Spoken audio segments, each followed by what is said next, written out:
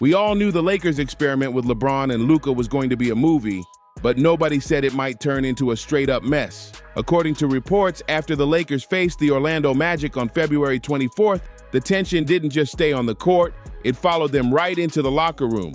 And that's where things reportedly blew up. Sources claim LeBron and Luka got into a heated argument that escalated so fast, teammates had to step in and separate them before it went completely off the rails. And that's only the beginning of the drama. Today, we're breaking down the whole situation, what sparked the confrontation, what people say was said behind closed doors, and the bigger pattern people keep bringing up about LeBron and his superstar teammates. Once you start connecting the dots, the picture gets wild. And just wait until you hear what Shaq and Chuck had to say about the situation, because they did not hold back. Think about it for a second. We might actually be watching one of the most expensive, highest stakes ego clashes the NBA has ever seen. If you thought the Lakers losing to the Orlando Magic on February 24th was just another random regular season loss, you might be missing the bigger story. This wasn't just a game.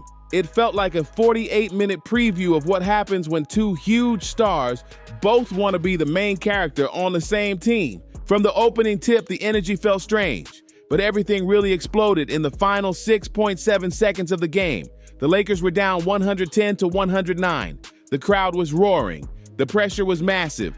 Luka Doncic, who had been running the offense all night with 22 points and 15 assists, came off a screen perfectly and popped out to the three-point line completely open. This is the exact shot he's hit countless times without hesitation. But then things got awkward fast. Instead of letting the play develop, LeBron James started calling for the ball from the perimeter. Luka paused for a split second. And in the NBA, a split second might as well be forever, but it's LeBron we're talking about. So Luka sent over a rush pass that looked like he didn't even want to make it. Luka with 5 seconds. Luka, LeBron for the win. And then, the moment everyone remembers, LeBron turned, faded away, and launched a tough jumper that slammed off the front rim so hard it nearly bounced into the camera area. The buzzer sounded. Game over. The Lakers lost to a team many expected them to beat comfortably, and right away, LeBron was the first one heading off the court without saying a word to teammates. But the part that really got people talking happened earlier, and a lot of fans completely missed it because everyone was arguing about the final shot online. Earlier in the fourth quarter, the Lakers were down by 1 when LeBron stepped to the free throw line for 2 shots. He made the first one, but the second attempt hit the back iron and bounced out. If that shot goes in, the game is tied and the whole final shot situation probably never even happens. But when LeBron stepped into the postgame interview, people were shocked by what came next. When asked about the final play, he pointed toward Luka's hesitation as the reason things fell apart. He didn't bring up the missed free throw. He didn't talk about his turnovers. Instead, the focus shifted straight to Luka. That moment had fans buzzing because during his own press conference, Luka took a completely different approach. He owned the loss and said he needed to be better, telling reporters the responsibility was on him, like a leader stepping up for his team. I mean, I just saw him open. I didn't want to lose the ball, and we're gonna have timeouts. But like I said, should have picked up the ball, should attack. I thought I was getting a clean look. But... And just when people thought the tension would stay in front of the cameras, things reportedly got even more intense behind the scenes. Luka didn't just ignore those comments and move on. As soon as he finished speaking with reporters and started heading to the back, people around the arena could feel something brewing. Because the wildest part of this whole story isn't just what LeBron said, it's how Luka found out about those comments and what he did immediately after hearing them. Luka had finished his press conference first. He had already showered, changed clothes, and thrown his bag over his shoulder, ready to leave the arena. Luka had just taken the high road in front of the cameras. He accepted part of the blame for the final play, even though everyone watching the game saw LeBron call for the ball and miss the shot. Still, Luka stayed calm during the interview, but inside, that loss was still burning. The hallway outside the locker room felt heavy and quiet, that strange silence you get after a brutal one-point loss. Teammates were slowly packing their bags, heads down, nobody really talking. Then one teammate quietly pulls Luka aside. His phone is already open. The clip of LeBron's interview is spreading everywhere online. The quote hits hard. LeBron had said, "Ask Luka what he saw. I thought he had a good look. I was kind of off balance." Luka suddenly stops walking. The guy who had just carried the offense all night was now staring at his teammates' words blowing up on social media. His jaw tightens. No yelling yet. Just that cold stare fans have seen before, going all the way back to his EuroLeague days. Then he turns around. Instead of leaving the building, Luka starts walking straight back toward the media area where LeBron is still sitting. Across the room, LeBron is relaxed in his chair with headphones on, scrolling through his phone while mentions keep popping up. The story is already spinning everywhere. A couple teammates notice what's happening and step forward. Luka, chill. But it's too late. He's already moving with purpose. The door to the media area is right there. LeBron still has his back turned and doesn't even realize what's coming. And then the moment explodes. Luka walks straight up into LeBron's space before anyone can react. He says it low and cold. "Don't ever put my name in your mouth to the media again."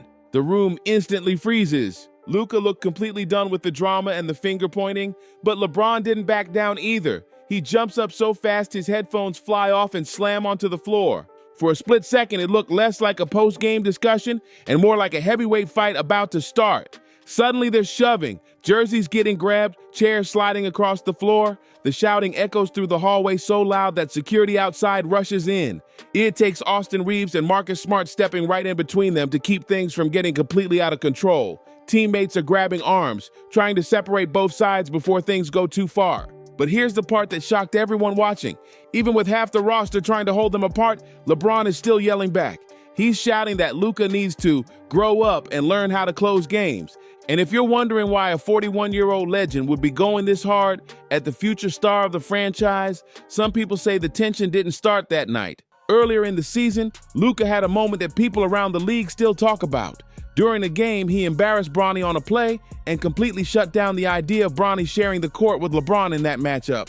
Since then, insiders claim the relationship between the two stars has been tense behind the scenes. Some even say LeBron has been looking for chances to challenge Luka ever since. If that's true, it means this locker room drama has been quietly building for months. And this brings up something Marcus Smart mentioned on a podcast earlier this season. He said LeBron and Luka basically never talk unless cameras are around. He called it a working relationship. LeBron and Luka don't really talk as much, which in NBA terms usually means one thing. Two stars sharing the same locker room because they have to, not because they want to. By the time the February 27th game rolled around, even that fake peace seemed gone. That was the night a short clip went viral online.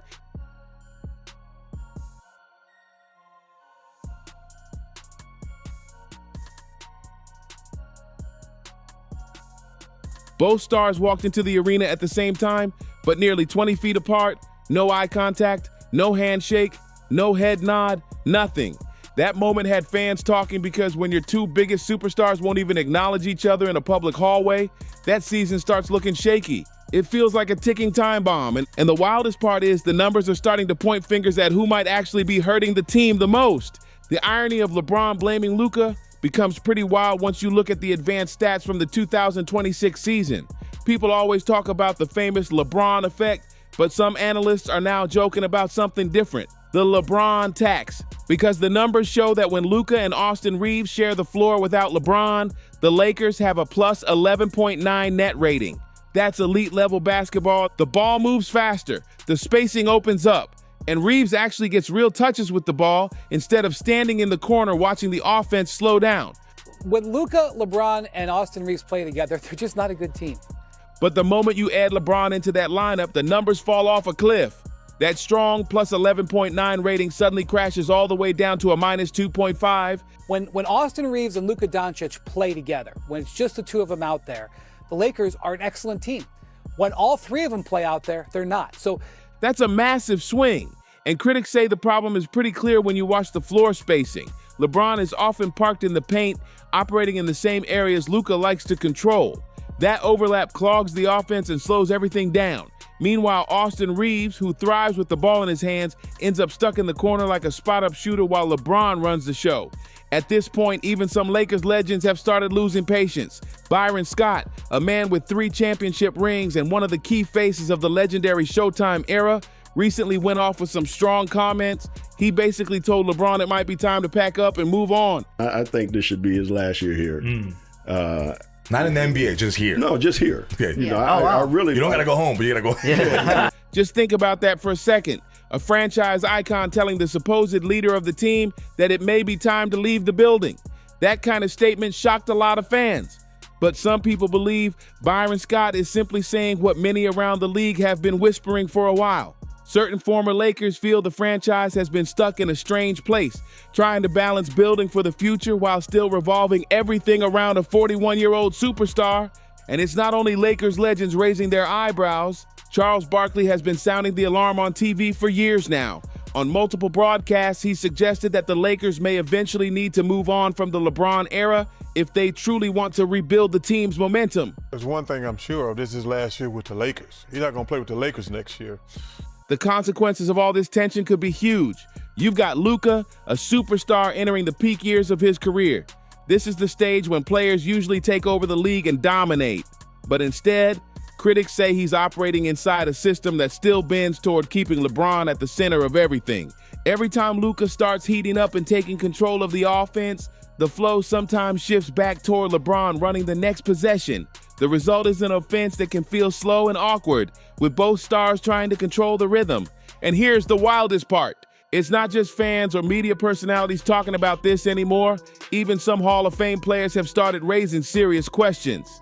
Shaquille O'Neal, who usually keeps things respectful when discussing Lakers players, recently made some interesting comments on his podcast. Shaq openly wondered if LeBron still has that same edge needed to lead a team through this kind of pressure. Shaq explained that when he thinks about leadership, he remembers the mentality he saw from Kobe Bryant.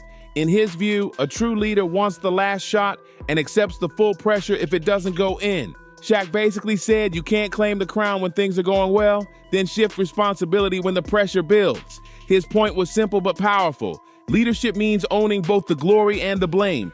And then there's Charles Barkley, who never holds back when he sees something he doesn't like. During one episode of Inside the NBA, Barkley went on a fiery rant about the Lakers' situation. He criticized what he sees as a pattern, saying that when the pressure rises, LeBron sometimes looks for another playmaker to carry the blame for the moment. LeBron James' comments were blank. Inappropriate, whiny, all the above. That kind of criticism from Hall of Fame players carries serious weight, because when legends like Shaq and Barkley start questioning how a team leader handles big moments, it sparks a much bigger conversation about the direction of the franchise. And the truth is, the Lakers have always thrived on superstar duos. But what we're seeing right now feels very different from the partnerships that defined earlier eras. Take Shaq and Kobe, for example.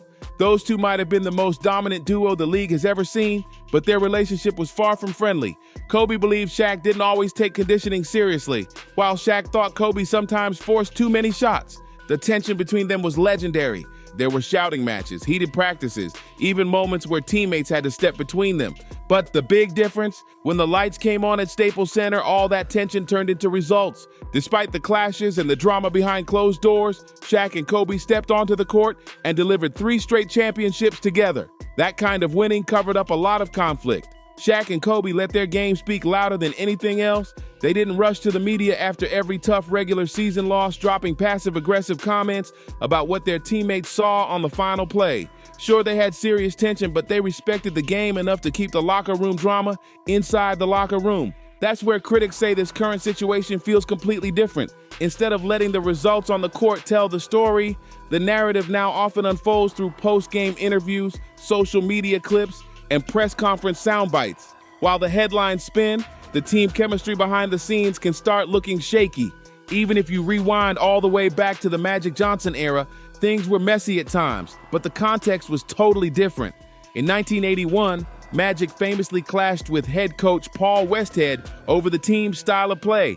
Westhead preferred a slower system, while Magic wanted to push the pace and turn the Lakers into the fast break machine that later became Showtime. Magic pushed the front office to make a choice, but remember, he was a young superstar at the absolute peak of his powers. He was the future of the league, and everyone around basketball could see it. Now compare that situation to what critics say is happening today. LeBron is 41 years old and nearing the final stretch of one of the longest careers the NBA has ever seen. Meanwhile, Luka is a 27-year-old generational talent entering his prime years. Some analysts believe the offense should naturally shift more toward Luka's style of play. Instead, critics say the system sometimes slows down into a more deliberate style that revolves around LeBron controlling the pace and the possessions. That contrast has fueled endless debates across sports shows and podcasts. Supporters of Luka argue that modern offenses thrive on speed, creativity, and constant motion. They believe Luka's style fits perfectly with the direction the league has been moving. Meanwhile, LeBron supporters argue that his experience and basketball IQ still give the Lakers their best chance to win big games. And then there's another element that gets talked about constantly around the league: LeBron's connection to clutch sports. Some commentators believe that this powerful agency influence adds a whole new layer to the drama. In older Lakers rivalries, conflicts usually stayed between the players themselves. If Shaq had an issue with Kobe, they handled it directly in the locker room or on the practice floor. But in today's media world, stories move at lightning speed.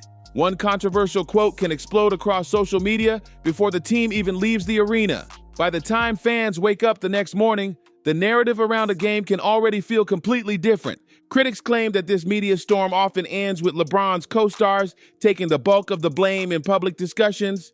Over the years, fans have pointed to a long list of teammates who faced heavy criticism while playing beside LeBron: Kyrie Irving, Chris Bosh, Kevin Love, and now people are debating whether Luka might be the next star caught in that spotlight. Some analysts argue it's not a coincidence. They say whenever things go wrong, the conversation quickly shifts toward whether the co-star needs to adjust, improve, or step up mentally. Others strongly disagree and say that comes with the territory of playing alongside one of the most famous athletes on the planet. Either way, the pressure of that spotlight is real, because joining a LeBron-led team doesn't just mean sharing the court with a superstar. It means stepping into a story that millions of fans and media voices are constantly shaping in real time. And this is where the Luka situation becomes especially interesting. And that Luka has never looked like someone comfortable playing the sidekick role. His entire career has been built on controlling the offense, making big plays, and carrying teams when the moment demands it. If that personality clashes with an already established leader, the tension can build fast. Which leads to the question the Lakers front office probably hears every day behind closed doors. Why do so many of LeBron's partnerships with other stars eventually become complicated? Is it just the pressure of championship expectations, or is there a deeper pattern that has followed him throughout his career? Because when people look back through the timeline, they often bring up moments that sparked similar debates years ago. Take 2010, for example. After Cleveland's playoff loss to Boston, cameras caught LeBron leaving the court quickly while emotions were still running high. That moment became a huge talking point across the league. Soon after, he announced the famous move to Miami and talked confidently about building a championship dynasty. But when the 2011 finals didn't go the way the Heat expected, the pressure inside that organization skyrocketed. Stories surfaced about tense moments between players, coaches, and the front office as everyone tried to figure out how to fix things. And then there's another chapter fans always bring up when discussing superstar tension: the situation with Kyrie Irving in Cleveland. In 2017, comments about the team needing another playmaker created waves across the league. Many fans believed those remarks were indirectly aimed at Kyrie, even though he was already known as one of the most skilled ball handlers and creators in basketball. Moments like that are why the current Luka situation has people paying such close attention. Because for some fans, it feels like a story they've seen before, just with a new superstar now standing in the spotlight. He criticized his own teammate on a national stage, and a lot of people believe it was meant to pressure the front office. And yes, the situation eventually worked out in terms of roster changes, but it came with a huge cost. Kyrie Irving eventually reached a breaking point. After years of constant pressure and media debates about his role next to LeBron, Kyrie requested a trade. Many fans felt like he simply didn't want to keep playing under that spotlight anymore. The man chose to move on rather than stay in a situation where every mistake turned into a national headline. And the tension didn't stop there. Remember the situation with Kevin Love? That moment sparked massive conversation around the league. LeBron once posted the famous "fit in or fit out" message on social media, and many fans believed it was directed at Love during a rough stretch for the team. Instead of keeping that conversation private inside the locker room, the message played out in front of millions of fans online. Kevin Love later opened up about how intense the pressure was during those years and how the environment around the team sometimes created serious stress. And believe it or not, the pattern showed up again not too long ago. Look back at the Russell Westbrook situation in 2022. Reports said LeBron supported the move to bring Westbrook to the Lakers. But once the season started going sideways, the criticism around Russ exploded everywhere. Sports shows, social media, and inside the arena. Fans were booing. The media was roasting every bad game. Yet many observers noticed something interesting. LeBron stayed mostly quiet while Westbrook absorbed nearly all the blame for the roster struggles. That moment still gets brought up whenever people debate leadership styles in the NBA. So when LeBron stood at the podium in 2026 and told reporters to ask Luka what he saw on that final play, a lot of fans felt like they had seen this story before. Another tough moment, another superstar teammate under the microscope. And now the Lakers find themselves standing at a serious crossroads that could shape the next decade of basketball. Because the moment that locker room argument happened, the image of perfect control around the team suddenly cracked. For the first time in years, fans saw a situation where a superstar teammate pushed back. Instead of staying silent, Luka didn't just defend himself in that moment. In the eyes of many fans, he represented every star who had previously carried criticism while playing next to one of the most famous athletes in the sport. And now the biggest question hanging over Los Angeles is simple. What direction do the Lakers choose from here? Are they building the future around their rising superstar or trying to stretch the final chapter of a legendary career just a little bit longer? One thing is clear, this story is far from over. If you enjoyed this breakdown, make sure you hit like, subscribe, and share this video with other basketball fans. Drop your thoughts in the comments too, because I want to know what you think about this situation. And I'll catch you in the next one.